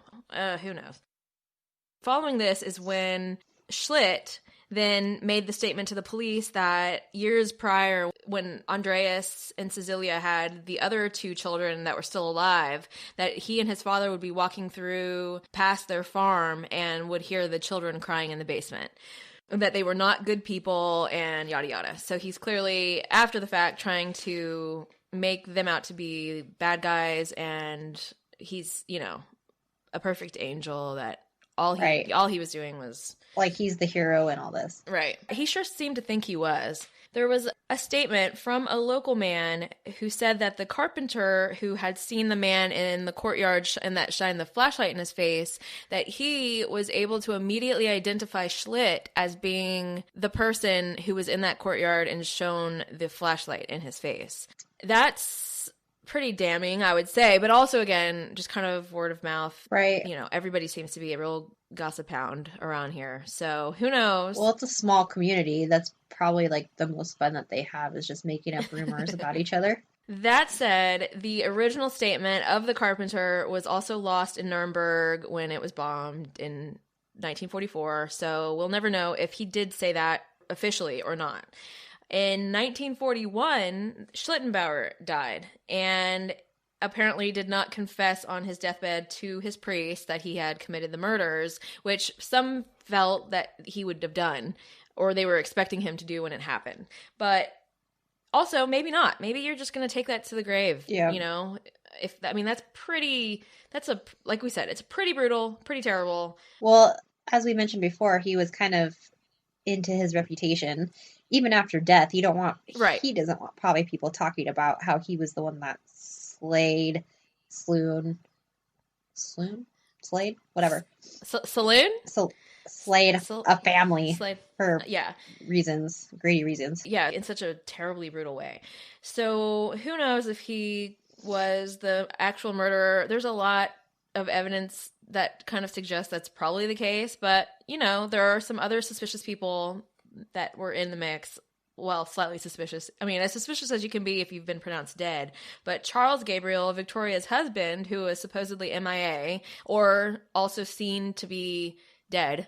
The community had wondered this after the murders, and it was said that Victoria had wondered aloud on multiple occasions if the man in the woods that was stalking the house in the military jacket was actually her husband, Charles. So that's definitely possible, because they said that person that she saw watching them from the woods was wearing a military jacket. Yep. That doesn't necessarily fit Schlitt. No. And it's hard to... They never mention, what Schlitt or her husband looked like, because the guy that saw... The carpenter guy that saw him shine the flashlight, he said that he was a big man, a bigger dude. Uh-huh. Yeah. But the whole husband thing would make a lot of sense. The only thing about that, and I don't know what the department is called that confirms their death, but they had actually called, confirmed his death, and so that his body was buried in a mass grave. But you just never know. Maybe if they're just assuming, or don't want to go through the paperwork, or just really actually spending the money to get his body shipped back home. Right. Now, it was said that many of his comrades, why can I not say that? Comrades. I think because you're thinking camaraderie. Yeah, maybe. Yeah, and it just doesn't, that's not the same thing. Witnessed his death, which was by grenade, and they actually saw his face blown off on the front lines. But Who knows if they really did? He could have been mistaken. Yeah. How close were these people to each other? Would they really have been able to know for sure if it was him? Maybe they would. But in 1951, a former soldier claimed to encounter a soldier who introduced himself as last name Gabriel of Hinterkaifeck. And that also, who knows? But that's just an interesting little tidbit to think about. Well, in the midst of war, can you really be sure of what you're seeing? Right. Who knows? I mean, I know I read that a friend had identified him, but Yeah, who knows? there was also the possibility that fellow soldiers could have heard Charles talking about the farm, the money that's on the farm, and various aspects of it that would give them a better idea of how to get around there and how many people are there and where the money is. But then again, like we've talked about, there was nothing monetarily missing from the house, so it doesn't seem like money was the motive here.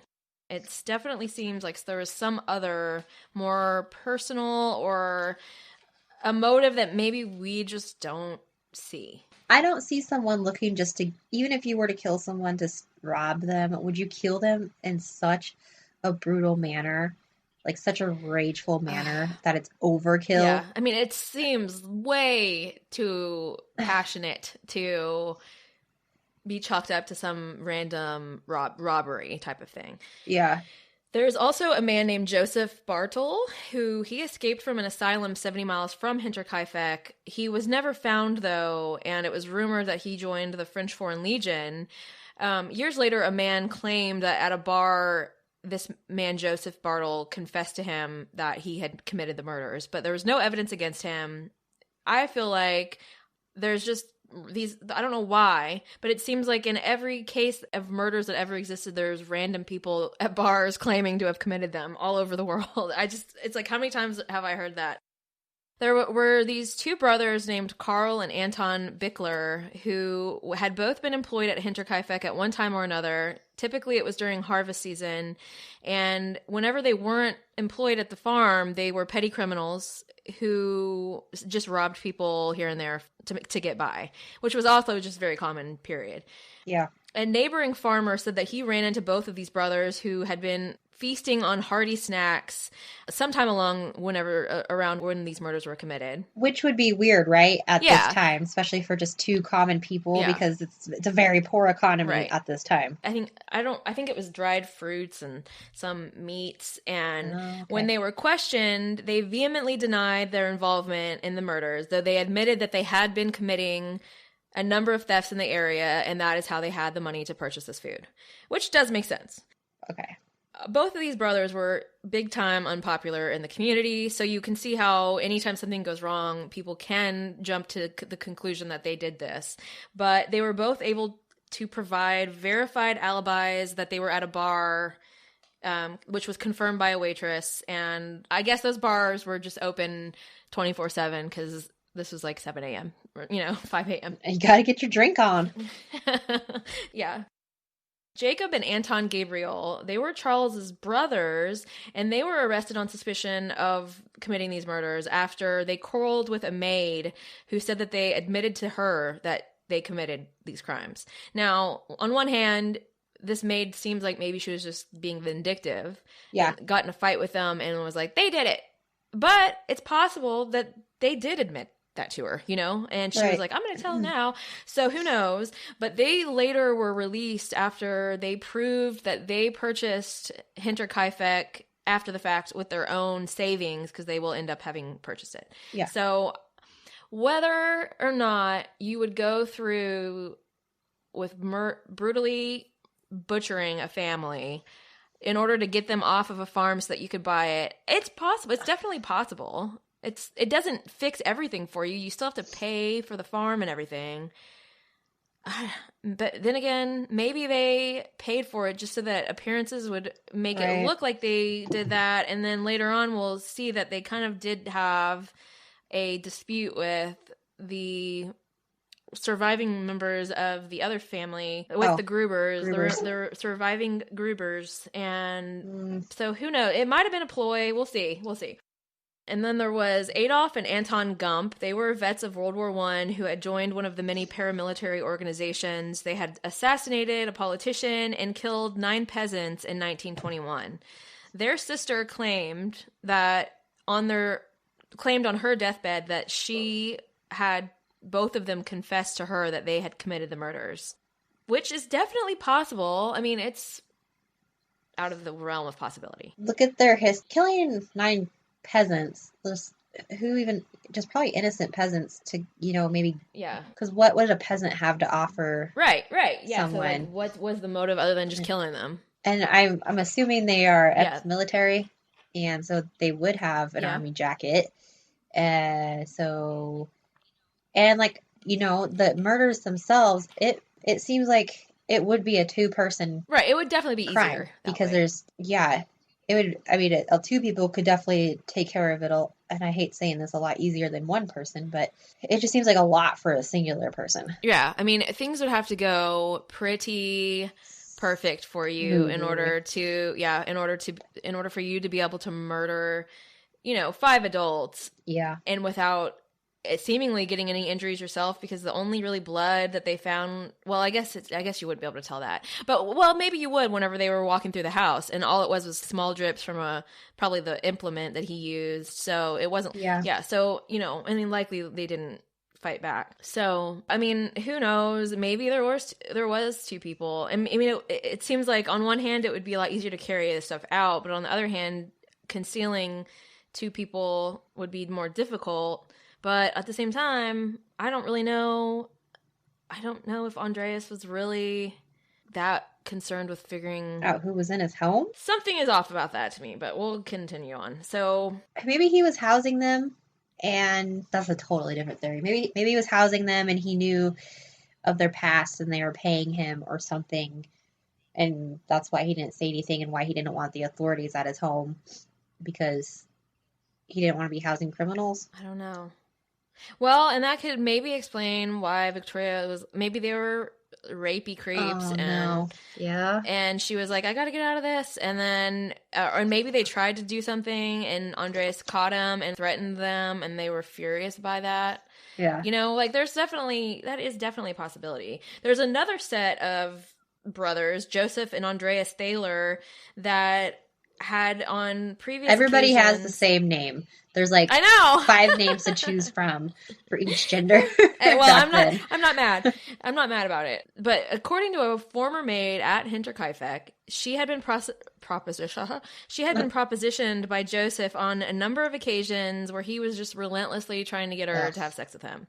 And when she turned down, he was angry. The brothers were both known for being burglars, and on one occasion, Andreas had fired warning shots at them to get off his property.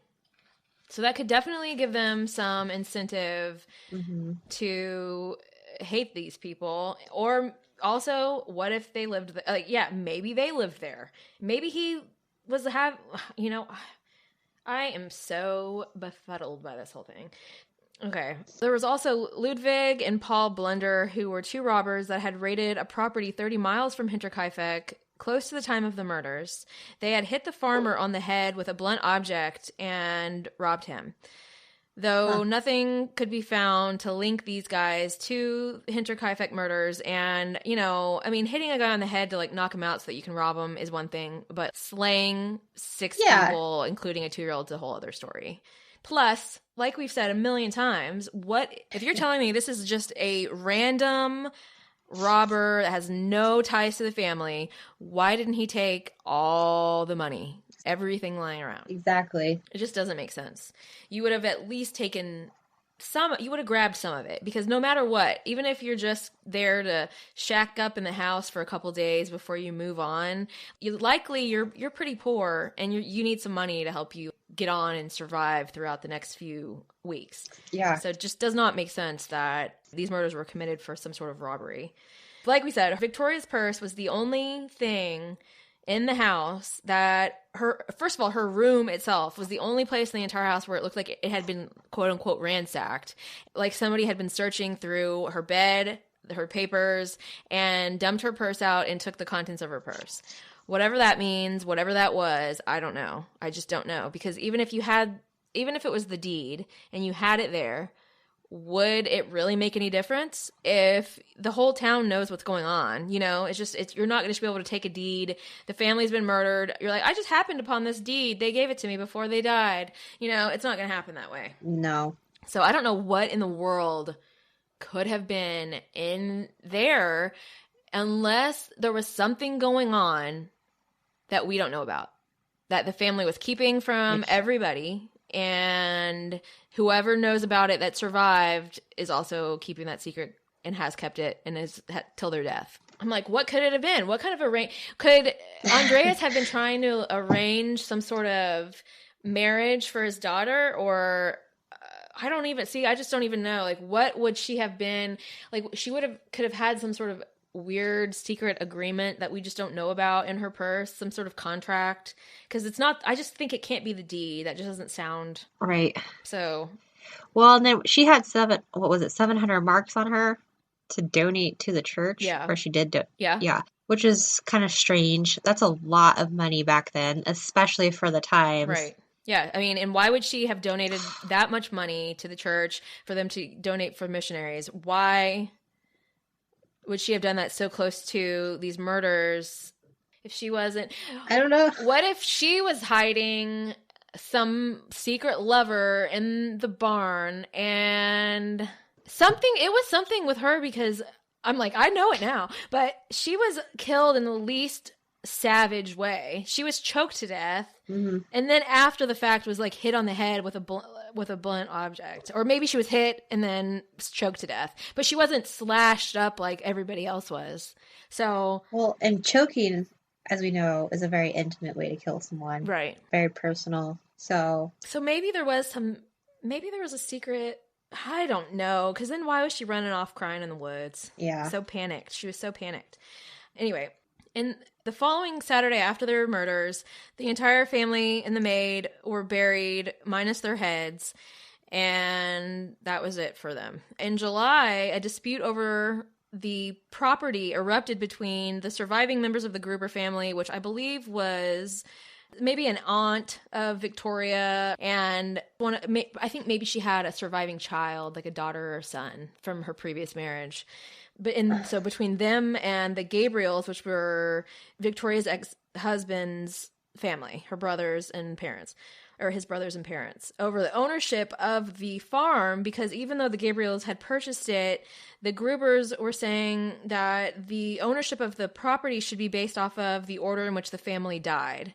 So if Victoria had died first, then the Gabriels wouldn't have ownership of it or something. Okay, but how do you tell who died first? There's no way to tell. Well, you can't. Yeah, there's no way, especially with the bodies being moved.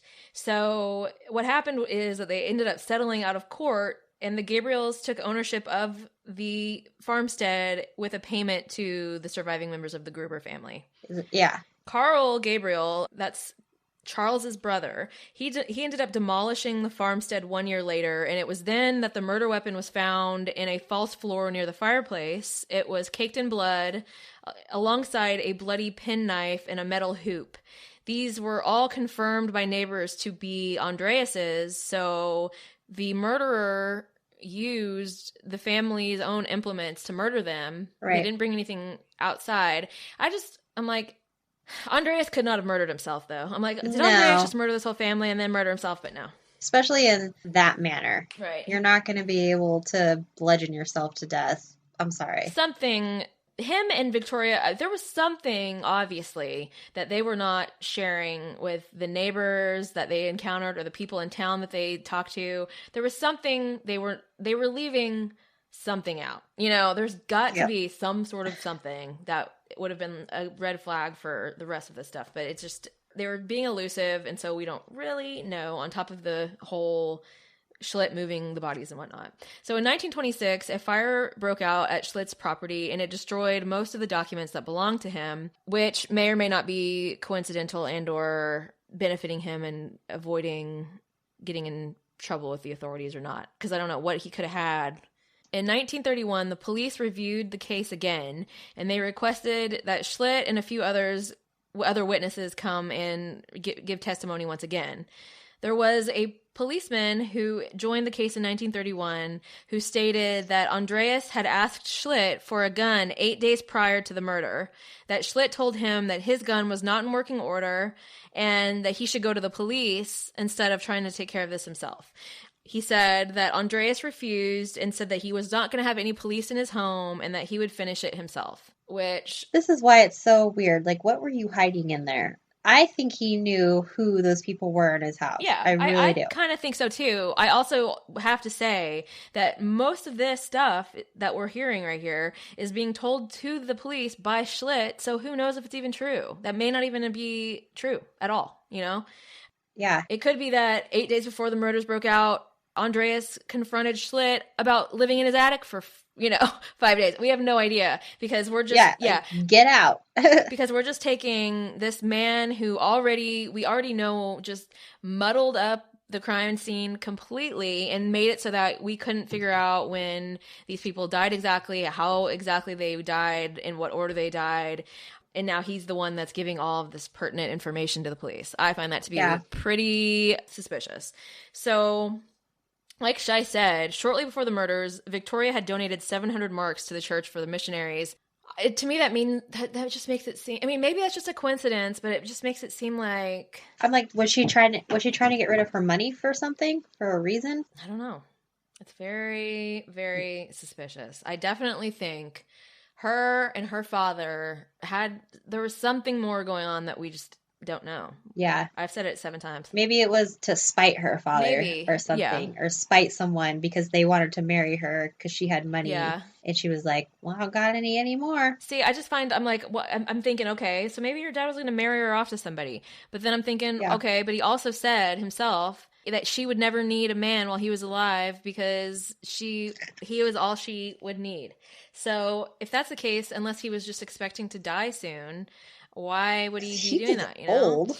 Well, yeah, but I don't think he cared. I don't think he was like, I don't know. I always love when we tell stories like this and can't give you any answer whatsoever. But, when it comes down to it, the Lauren Schlittenbauer, Charles Gabriel, who may or may not have been dead anyway, or the Gabriel family, all seem to be people who would have benefited from the murders in some way or another. Yeah. Schlitt gets out of this weird contract where he has a child that he doesn't believe is his and thinks that he's been kind of blackmailed into taking the paternity, what is it?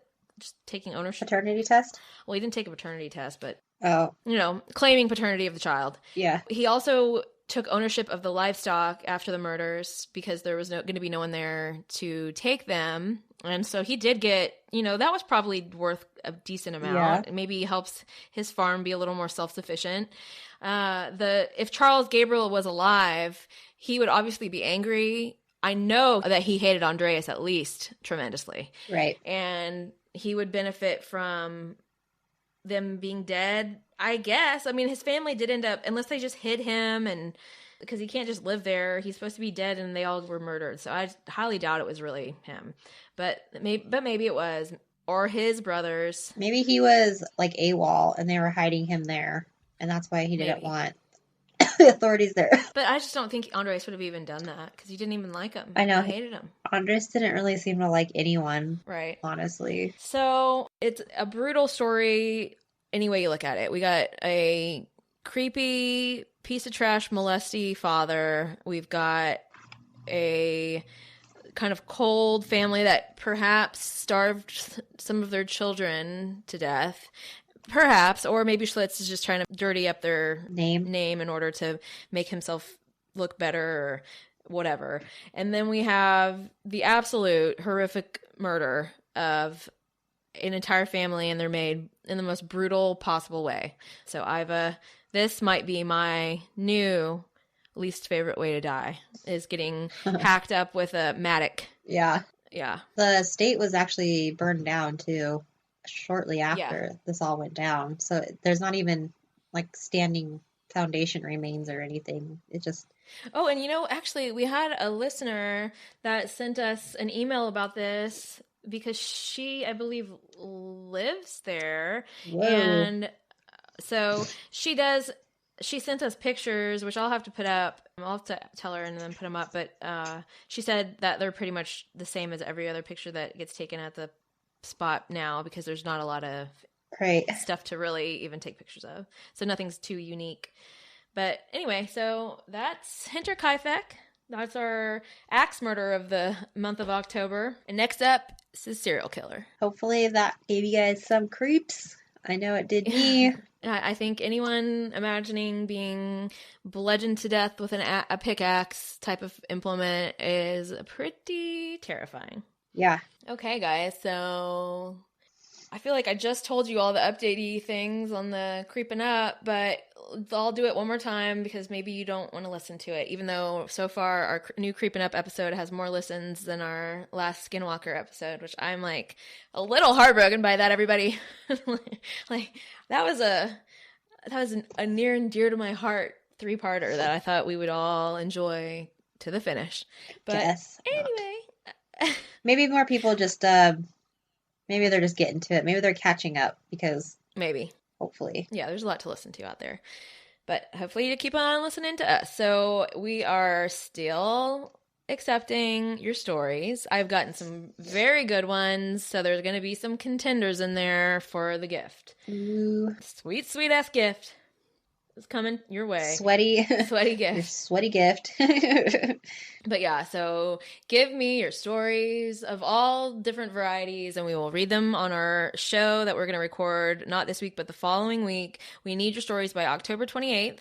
And when we are done and the episode has been posted, we are going to hold we're just going to have listeners vote on what they found to be the best story. And whoever wins, it may be one, it may be two of you, are going to get a sweet, sweet gift. So there's really, all the incentive in the world if you are one of 3 that I've created that statistic. One of 3 people who has experienced some sort of weird, creepy happening.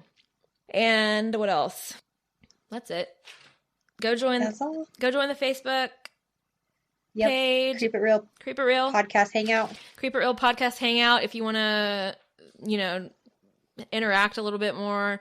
There's also the Instagram at Creep It Real Pod, and we're on Twitter at Creep It Real Pod as well. But as you may have noticed, I'm not the best about that one. That one's kind of not the best. I went on there the other day and realized that 3 months ago there had been a bunch of comments, and I haven't looked at it since then. So Twitter is weird, though. I don't know. Twitter's just Twitter to me. I don't even have one. I don't know how to do it very well, obviously, but I know it is a good media platform, but I just don't. Probably the most banging one's probably Instagram, though, at this point. Yeah. So, okay. Oh, also, if you feel so inclined and you think that we're delightful enough to donate money to help us grow and bring you better content, more content, and perhaps even record with each other. Hello. In person. How cool would that be? That would be great, everyone. Who knows what the possibilities of that would be, but we have our PayPal at paypal.me/creepitrealpod. And right? Creep It Real Pod. Yes. Yeah, I always forget. So, okay, Creep It Real Pod. And we would appreciate that donation more than we can even say right now, and we would send you a card. Yes, handmade drawn cards. And if you they're pretty awesome, okay? Shies are more awesome, but whatever. What are you going to do?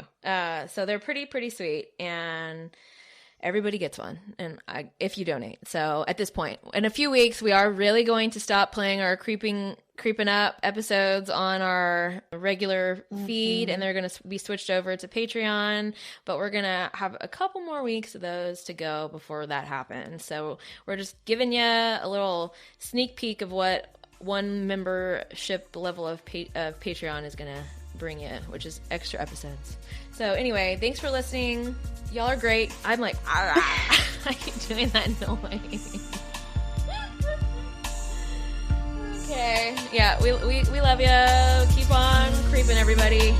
We'll talk to you probably later this week. Yep. Okay. Bye. Bye.